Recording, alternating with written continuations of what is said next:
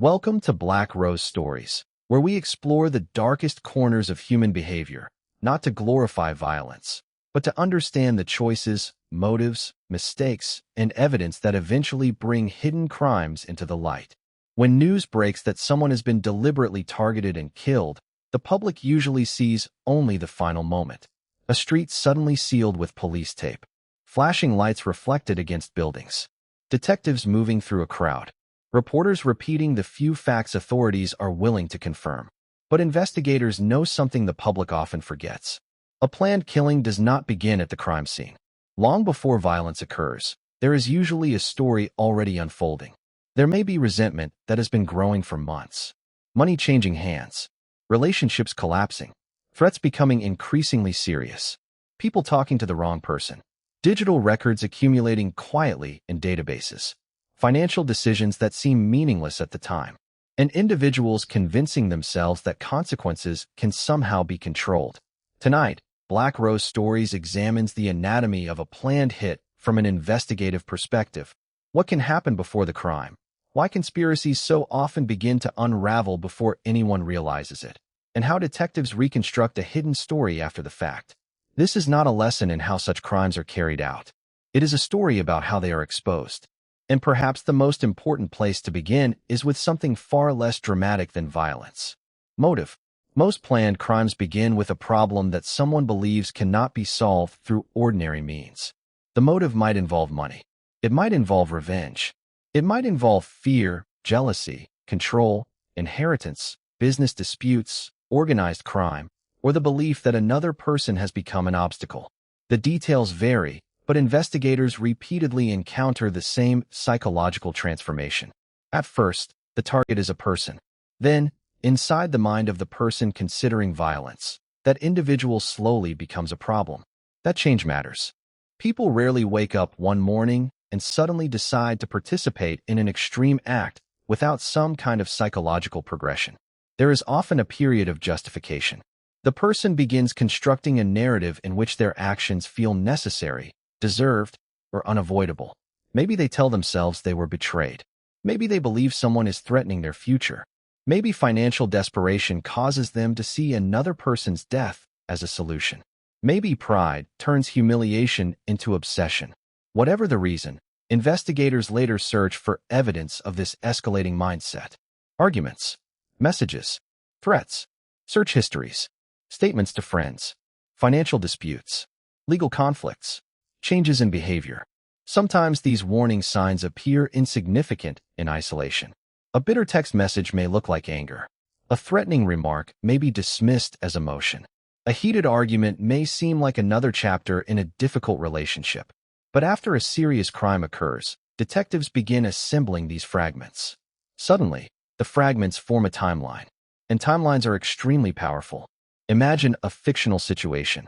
A business partnership collapses. Two people who once trusted each other are now fighting over money. Lawsuits begin. Accusations follow. One partner tells multiple friends that the other has ruined his life. Weeks later, something violent happens. Detectives do not begin with the assumption that every angry person is guilty. Anger is common. Murder is not. Instead, investigators ask questions. Who benefited? Who felt threatened? Who had something to lose? Who had recently discussed the victim? Who suddenly behaved differently? These questions do not establish guilt, but they create investigative pathways. And this is where the hidden life of a conspiracy begins to become visible. Because planning usually creates communication. Communication creates records. And records create evidence. Decades ago, conspirators could sometimes rely almost entirely on private conversations. Today, ordinary life produces enormous amounts of data. Phones record connections to networks. Applications preserve messages. Banking systems record transactions. Vehicles may generate location information. Security cameras watch entrances, streets, parking areas, shops, and apartment buildings. Even when individuals attempt to limit their digital footprint, investigators may reconstruct patterns from other sources. A person does not need to send a message saying, "I am planning a crime," for communication to become relevant. Sometimes the important evidence is simply a change in contact. Two people who rarely communicated suddenly begin speaking frequently. Then communication stops immediately after an incident. Perhaps one person repeatedly contacts another during a period of escalating conflict.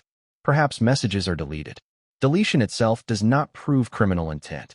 People delete messages every day, but investigators rarely depend on one piece of evidence. They build patterns. A phone record might become important when combined with witness testimony. A financial transaction might become important when combined with a message. A surveillance image might become important when combined with a timeline. Each piece alone may be weak. Together, they can become devastating. This is one reason elaborate conspiracies are far more fragile than they appear. Every additional participant creates another source of evidence. Another person who can talk. Another person who can panic. Another device. Another bank account. Another memory. Another opportunity for contradiction.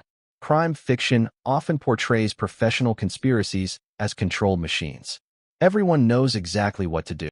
Everyone remains silent. Everyone behaves rationally. Real human beings are rarely that disciplined. They become afraid. They misunderstand each other. They become greedy. They exaggerate.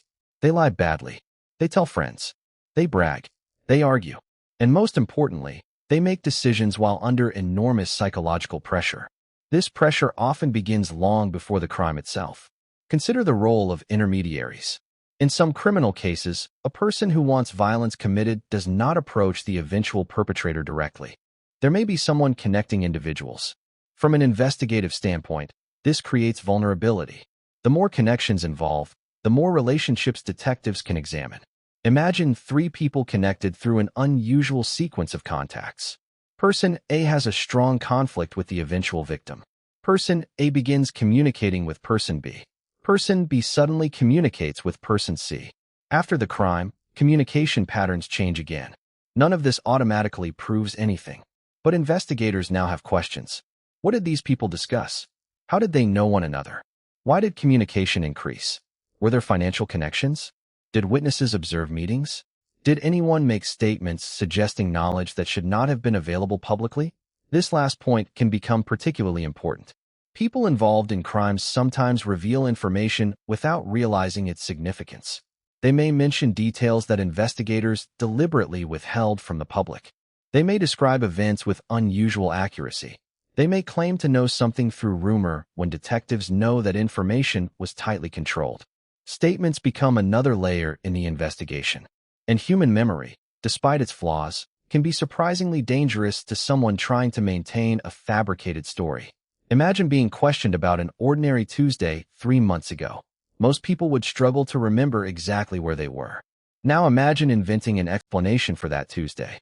You must remember not only what you said, but what everyone else involved said.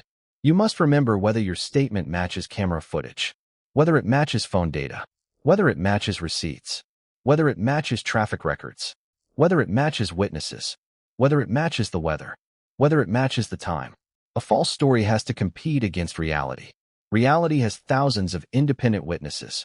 That is why detectives often spend enormous amounts of time establishing timelines. The public might imagine criminal investigations as dramatic interrogations where one brilliant detective forces a confession. Real investigations can be far more methodical. Where was the victim at 6 o'clock? Who contacted them at 6:15? Which cameras captured movement at 6:40? Who entered a building at 7:05? When did a phone become active? What happened financially in the previous week? Who had recently met whom?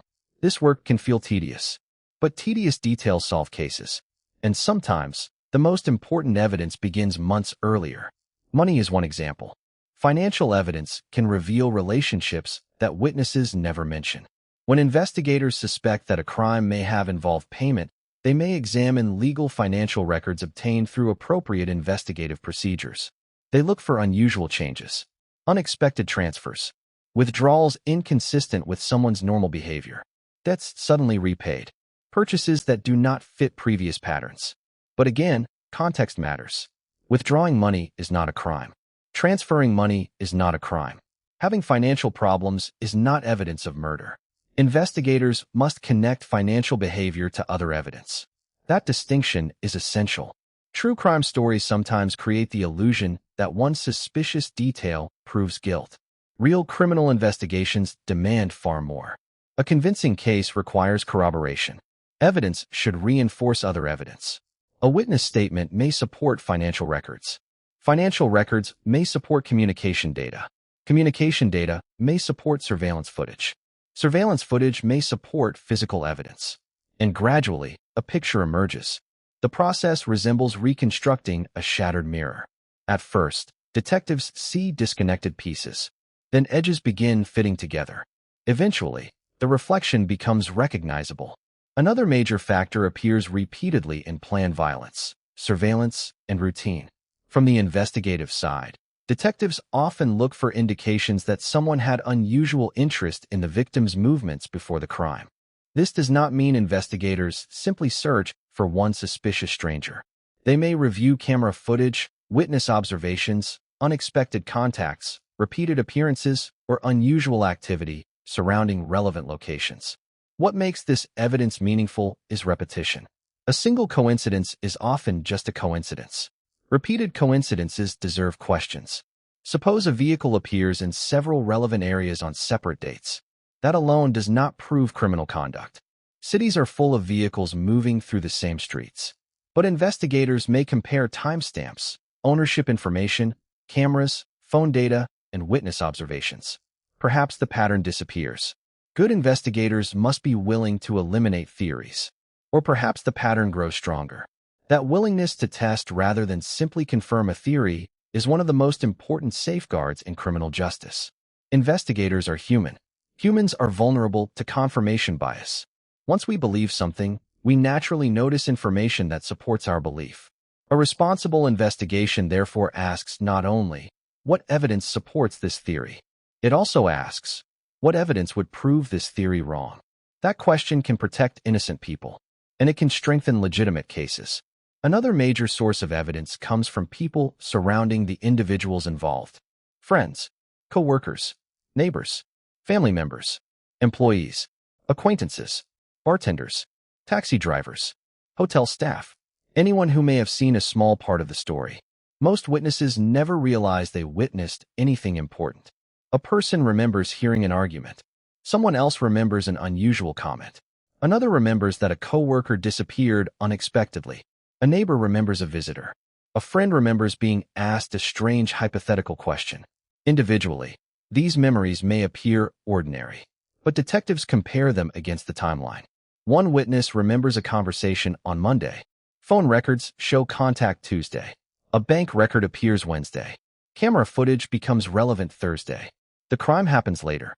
Now investigators are no longer looking at isolated incidents. They are looking at progression. And progression can reveal intent. Intent is crucial because criminal law often distinguishes between impulsive acts and premeditated ones. An impulsive confrontation can escalate within seconds. A planned killing involves something different, evidence that the idea existed before the final act. For prosecutors, demonstrating that difference may become central to the case. What shows planning? There is no universal answer. Every case is different. Sometimes words reveal it. Sometimes money. Sometimes repeated communication. Sometimes behavior. Sometimes a combination. And sometimes investigators discover that their initial assumptions were completely wrong. That possibility must always remain open. A person may look suspicious because they hated the victim. Yet hatred does not prove murder. Someone may have threatened the victim but had no involvement in the death. Another person may have financial motive but an airtight alibi. This is why evidence matters more than narrative. Human beings love stories. Once we hear that someone had motive, we instinctively want the story to continue. But detectives cannot responsibly stop at motive. Motive explains why someone might commit a crime. It does not prove that they did. Opportunity matters. Evidence matters. Corroboration matters. And sometimes the truth lies in a completely different direction. The psychology of people involved in conspiracies can also become a major investigative factor. Secrecy creates stress. The larger the secret, the greater the pressure. Participants may become suspicious of one another. They may fear betrayal.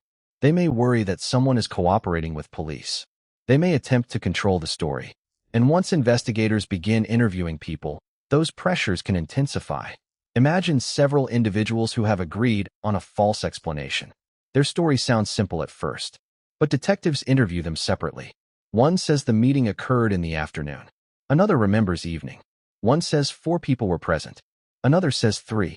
One describes a conversation that another insists never happened. Contradictions appear. Some contradictions are innocent. Human memory is imperfect. But when contradictions repeatedly align with other evidence, investigators begin digging deeper. This can create what might be called the collapse of trust. Participants who once depended on silence begin wondering whether others are protecting themselves. Someone hires a lawyer. Someone stops answering calls. Someone learns another participant has been interviewed. Someone becomes convinced that the others will blame them. The conspiracy that once depended on cooperation becomes a collection of people acting in their own interests. And criminal investigations often exploit that reality legally through interviews, plea negotiations, cooperating witnesses, and evidence confrontation. One person's testimony may lead investigators toward evidence they never knew existed. But testimony from a cooperating participant carries its own risks.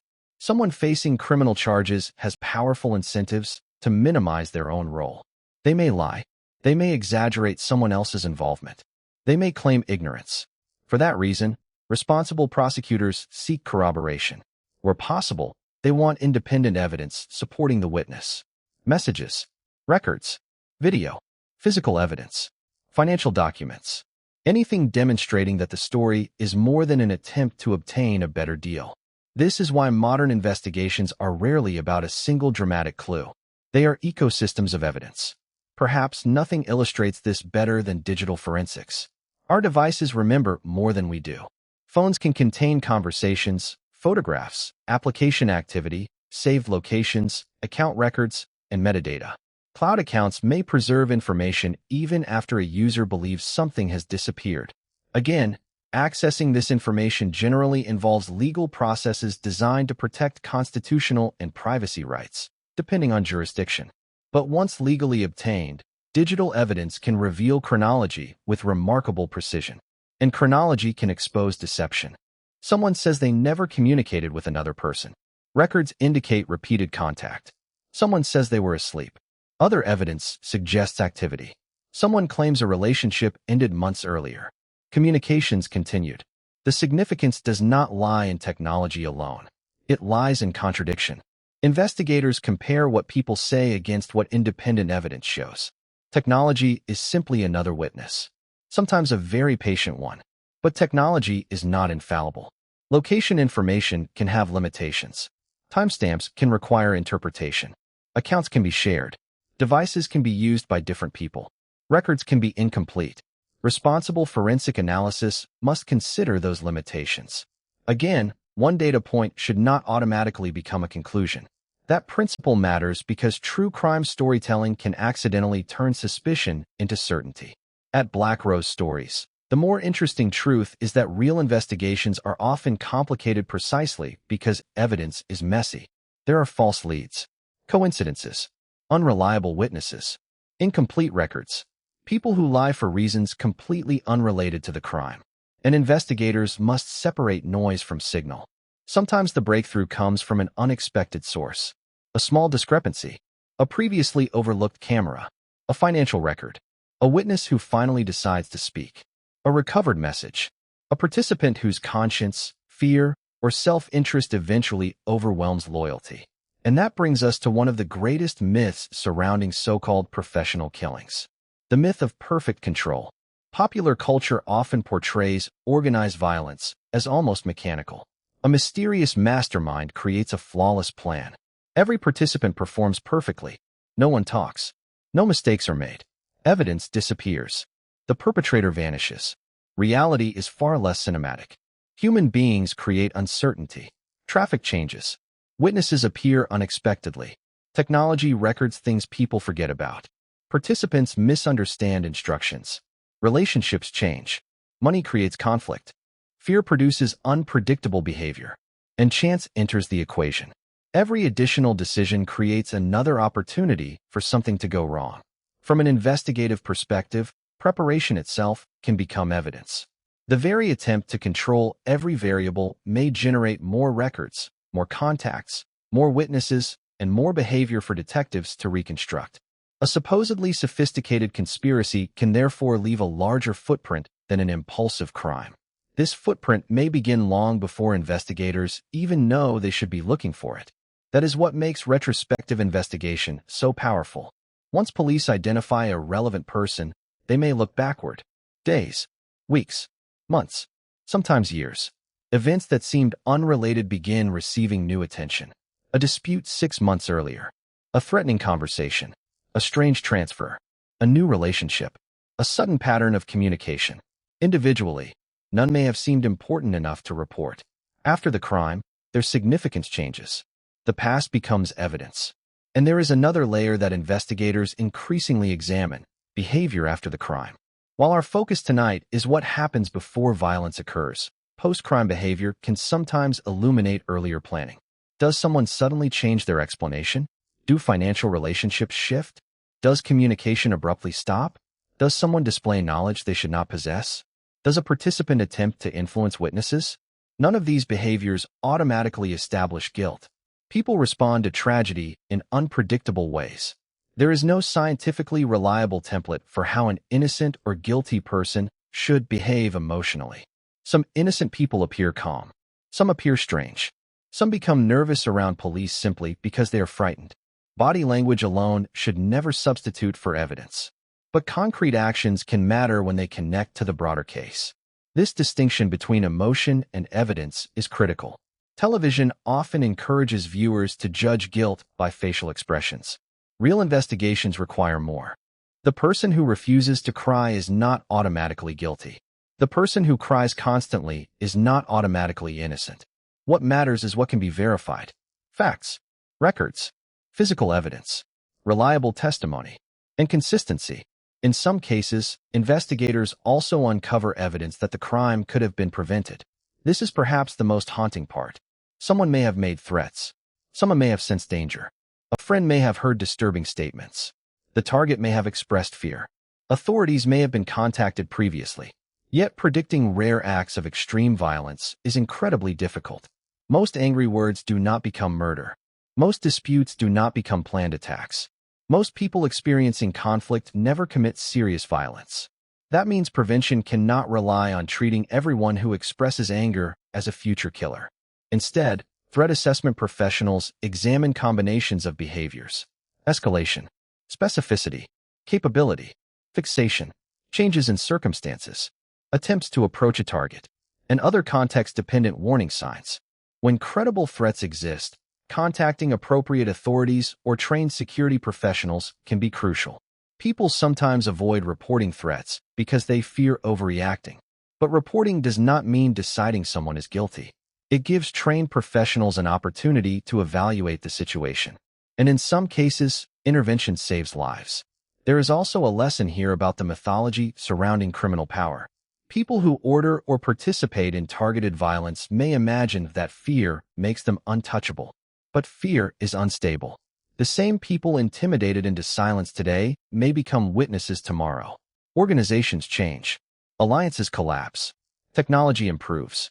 Old evidence gets re-examined. Cold cases reopen. People who once believed nobody would ever speak eventually learn that secrets have lifespans. Sometimes those lifespans are surprisingly short. A conspirator may confess within days. A witness may cooperate within weeks. Sometimes decades pass. But the existence of unsolved cases should not create the illusion that criminals possess complete control. Investigators continue developing new forensic methods. Old DNA evidence can be retested. Digital archives preserve historical records. New witnesses come forward. Relationships change. People who once feared retaliation grow older and decide they no longer want to carry a secret. Time can protect a criminal, but time can also destroy a conspiracy. Think about how difficult it is to maintain a lie for 20 years. Every participant must continue remembering the same version. Every new relationship creates the possibility of disclosure. Every falling out creates risk. Every technological development may provide investigators another tool. Every anniversary may renew attention. The crime remains fixed in the past, but the investigation continues moving forward. There is also another human element: conscience. Not every person who becomes involved in a criminal conspiracy is emotionally prepared for what eventually happens. Some may treat violence abstractly while discussing it. Then reality arrives. A person is dead. A family is grieving. Children lose a parent. Parents lose a child. Friends receive phone calls that divide their lives into before and after. The psychological distance disappears. For some participants, that reality produces guilt. And guilt can become evidence. They talk to someone. They confess partially. They cooperate. They save messages. They reveal information. Criminal plans depend on silence. Human conscience sometimes breaks it. Money can do the same. A person promised payment may believe they were cheated. Another participant may demand more. Someone may believe they accepted greater risk than everyone else. Resentment grows. Loyalty disappears. The arrangement that once joined people together becomes the reason they betray one another. That dynamic appears throughout organized crime history. Criminal partnerships frequently contain the seeds of their own destruction because there is no trustworthy system for resolving disputes. There are no legitimate contracts. No neutral courts to settle an illegal agreement. No customer service department. No regulatory agency. Trust depends entirely on people who have already demonstrated a willingness to violate fundamental rules. That is an unstable foundation. So what does the anatomy of a planned hit actually look like from the investigator's side? Not a clean sequence. Not a perfect formula. Instead, investigators often see clusters of behavior. A grievance develops. Communication changes. Relationships form or intensify. Money may move. Statements may become darker. People may begin behaving differently. Then a crime occurs. Only afterward do detectives discover which earlier events mattered. Their challenge is enormous because they already know the ending. Knowing the ending can distort interpretation. Every past disagreement suddenly looks sinister. Every unusual action can appear meaningful. Responsible investigators must resist that temptation. They must distinguish genuine evidence from hindsight. This is why corroboration is so important. Suppose someone said, "I wish that person would disappear." After a murder, that statement sounds terrifying. But people use dramatic language all the time without literal intent. Now imagine the same statement appears alongside documented financial arrangements, relevant communication, corroborating witnesses, and other evidence. Its meaning changes. Context transforms evidence. And context is what investigators spend months or years building. A major case may involve thousands of pages of records, hundreds of interviews, hours of video, data from multiple devices, financial analysis, laboratory testing, search warrants, court hearings, expert testimony. The public eventually hears a simplified story, but behind that story may be an extraordinary amount of work. This is worth remembering whenever a headline says investigators connected someone to a crime. Connection and proof are not the same thing. Suspicion and guilt are not the same thing. Arrest and conviction are not the same thing. The justice system, at its best, requires evidence to survive challenge. Defense attorneys test that evidence. Judges determine what can legally be admitted. Prosecutors must meet the burden required by law. Juries evaluate competing interpretations. Mistakes can still happen. Justice systems are operated by humans, and human institutions can fail. But requiring proof is essential precisely because accusations involving serious crimes can destroy lives. In studying cases like these, we should therefore remain interested without becoming careless. True crime should not become a game where every unusual person is treated as guilty. Victims deserve accuracy. So do suspects. And so does the public. But beneath all of these investigative details lies a more universal truth. Violence rarely solves the problem that inspired it. The person who imagines that eliminating another human being will restore control often creates consequences far larger than the original conflict. Families are devastated. Investigations begin. Participants turn against one another. Evidence accumulates. Lives that might have continued normally become defined by prison cells, courtrooms, grief, and irreversible loss. Money that seemed important suddenly means nothing. Pride that once felt worth defending becomes absurd. Revenge that promised satisfaction leaves destruction. That is the final contradiction at the center of planned violence. It is often born from the desire for control, yet it produces chaos. The person behind it may believe they are removing a problem. Instead, they create hundreds of new ones. Detectives, prosecutors, witnesses, records, fear, guilt, families demanding answers, communities demanding justice, and a story that may follow everyone involved for the rest of their lives. Sometimes the smallest detail becomes the beginning of the end. A message that should not have been sent. A financial connection nobody thought investigators would notice. A witness nobody remembered. A statement that contradicted a record. A camera that happened to be pointed in the right direction. A friend who finally told the truth. None of these things look dramatic when they happen. But crimes are often solved not through one spectacular discovery, but through dozens of ordinary facts. That is what makes investigative reconstruction so fascinating. Detectives cannot travel backward in time. They cannot stand inside the room where an agreement was allegedly made. They cannot read someone's thoughts. Instead, they examine what human beings leave behind. Words, money, movement, relationships, objects, data, memories. And from these traces, they attempt to reconstruct intent. Imagine walking into a dark room after everyone has left. The people are gone. The conversation is over. The lights are off. Your job is to determine exactly what happened. You find a chair slightly moved, a glass on the table, a receipt, a timestamp, a message sent earlier in the evening, a person who remembers hearing voices. None tells the whole story, but together they begin to speak.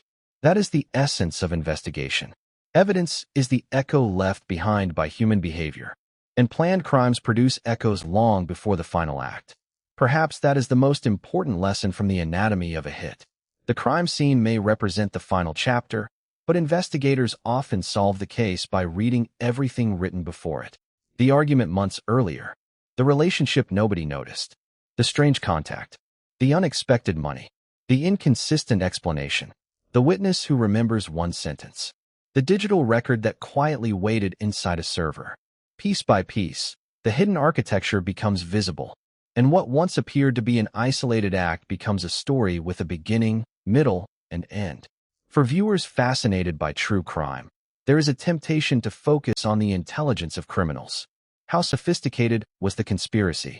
How carefully was everything arranged? How close did they come to escaping justice? But perhaps the more remarkable intelligence belongs to the people reconstructing events afterward. Investigators often begin with uncertainty. They know someone is dead. They may know almost nothing else. Then they work backward. Who was this person? What was happening in their life? Who loved them? Who feared them? Who resented them? Who benefited from their absence? Who contacted them? Who suddenly changed behavior? Every answer generates another question. Eventually, a theory develops. Then that theory must survive evidence. If the evidence contradicts it, investigators must reconsider. If the evidence supports it, the case strengthens. This process may continue for months, sometimes years, and sometimes investigators reach the painful conclusion that they still cannot prove what happened. Not every crime is solved. Not every family receives answers. That reality should never be forgotten. But countless cases have also demonstrated something conspirators repeatedly underestimate. People leave traces. The more complicated the plan, the more traces may exist. The more people involved, the harder secrecy becomes. And the longer the investigation continues, the more opportunities there are for hidden relationships to surface. There is no such thing as complete control over evidence, witnesses, technology, chance, or human behavior. And there is no way to reverse the damage once a life has been taken. Behind every crime story is a victim who existed before they became a headline. They had routines, relationships, memories, plans for the future, people expecting them to come home, people who still remember the sound of their voice. When discussing planned violence, that humanity should remain at the center of the story. Because murder is not fascinating because someone discovered a clever way to commit it. The meaningful story is what the act reveals about human choices, how evidence exposes those choices, and how justice attempts to respond after something irreversible has happened.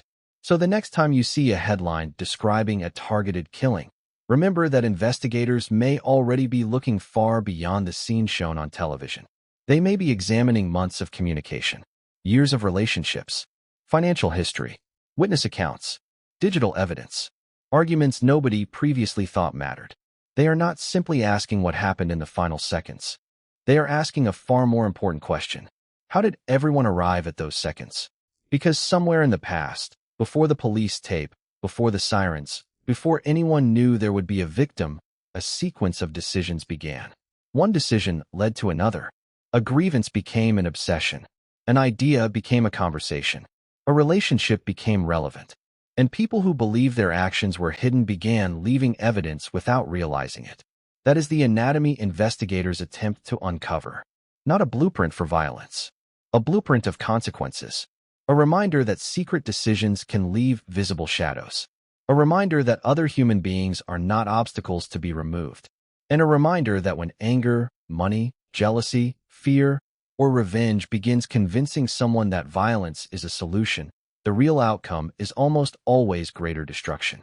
There are lawful ways to leave a relationship, lawful ways to resolve financial disputes, lawful ways to report threats, lawful ways to protect yourself, lawful ways to seek help when anger feels uncontrollable.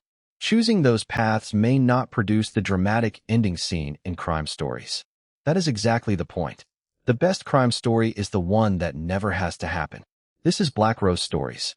Here, we follow the evidence into the darkness, not because darkness deserves admiration, but because understanding it can reveal something about justice, responsibility, and the decisions that shape human lives. And whenever a criminal plan appears flawless from the outside, remember this. Investigators do not need the people involved to make one enormous mistake. Sometimes they only need enough small truths. A phone call, a payment, a witness, a contradiction, a forgotten record. One fragment leads to another, and eventually, the story someone desperately tried to hide may become the story told in a courtroom. Because the final act might last only seconds, but the evidence can begin long before it. And evidence has a way of remembering.